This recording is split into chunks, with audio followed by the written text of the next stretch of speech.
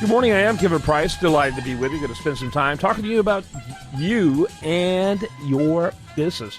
Since I do have a lot to talk about, I'm going to jump straight into it with my good guest, my good friend, Marty Okner. And he is really a leading authority when it comes to what's going on out there in the mid-market front. And we've begun a regular series, a reoccurring series on what's happening in the mid-market front.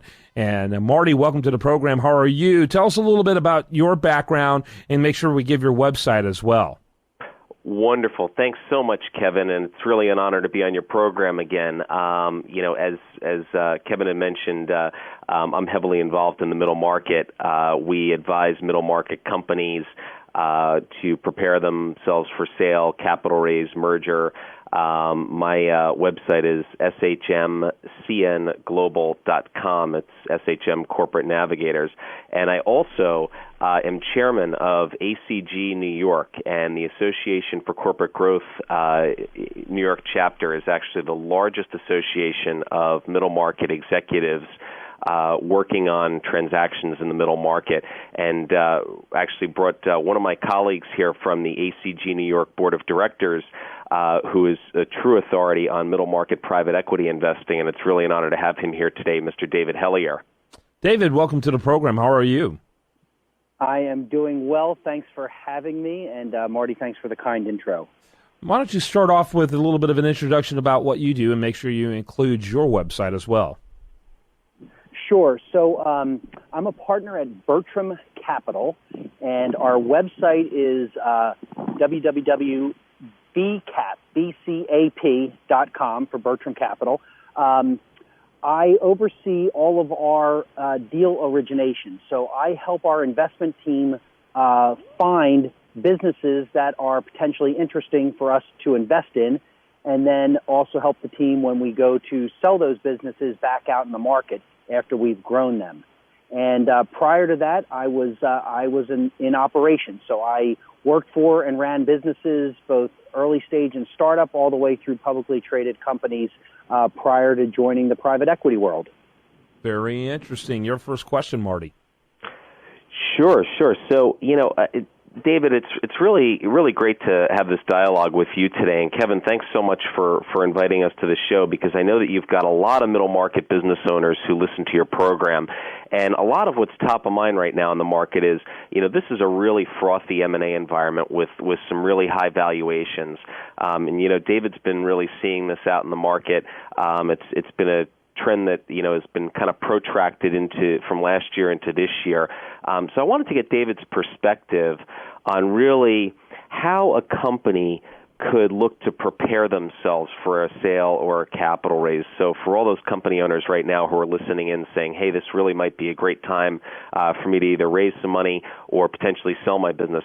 David, as a buyer, what are you really looking for? How can they prepare themselves right now? Yeah, so thanks, Marty. It is an interesting time as we've seen kind of the first wave of baby boomers really coming to market and starting to reach retirement age. There's a lot of interest in the opportunities to help provide liquidity or diversify their personal risk that they have in the ownership in their business. And some of the challenges we see, or opportunities, I should say, for the business owners are to be able to present their business in the best light. And by that I mean, having a set of financial statements that are robust and well thought through. When private equity firms look to buy businesses or investment banks look to work with those businesses, having GAAP financial statements, so financial statements that conform to GAAP standards is very, very important, because it gives a much clearer picture and a more accurate picture of where the business is versus, a lot of businesses run on things like QuickBooks, which are great to start, but don't always give the actual picture of the business. I think the other thing is just having a realistic expectation of what you as the business owner want to get out if you are going to sell your business. So really understanding, am I willing to give up control of the business or am I not? Because there's a different set of buyers or investors that will work with you if you don't want to give up control. And if you do want to give up control and look to, be able to have an exit with your business, then the decision is around, do I want to sell all of my business or part of my business? So really having a clear understanding about what you want to do and having strong financial statements really is a great starting point.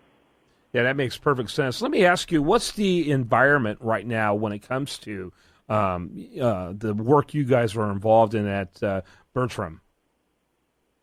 What's the business environment like? Yeah, so let me define kind of, we are investors in the lower end of the middle market. So we define that as businesses that have somewhere between $5 and $20 million of free cash flow or EBITDA. So that's how we define that size. I would say for businesses anywhere that are generating $3 million of EBITDA or free cash flow, up through $20 million of EBITDA, it's a very robust market for solid businesses. So if you have a business that has solid gross margins, solid operations, you're in a vertical or industry that has some growth potential, or it's just a very solid business, you will attract a lot of attention certainly from the private equity world and from the investment banking world. Very interesting. Go ahead, Marty. Yeah, actually, and really, we see a lot of that. Same frothy activity. We focus on consumer goods, in my practice, and broadly speaking, across all of the other private equity firms who are members of ACG, both globally and here in our New York chapter. It really falls consistent with what David was mentioning, and David, you mentioned solid operations. What kinds of things do you look for in terms of management within Bertram? When you look for to grow a middle market company that you might acquire, at a decent multiple, given the valuations are so high, how do you see that runway for growth? Based on the operational effectiveness of the current organization? Yeah, so for us, we're particularly interested in businesses where there is the first institutional money in. So that would be businesses that are either, family, founder, entrepreneur owned.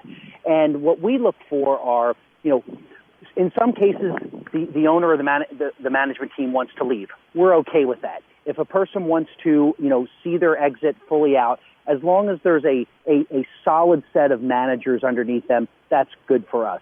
What we look for is a business where it's fairly predictable that how the business is presented is how it actually is operating. So we like businesses where they have a strong presence in their particular market.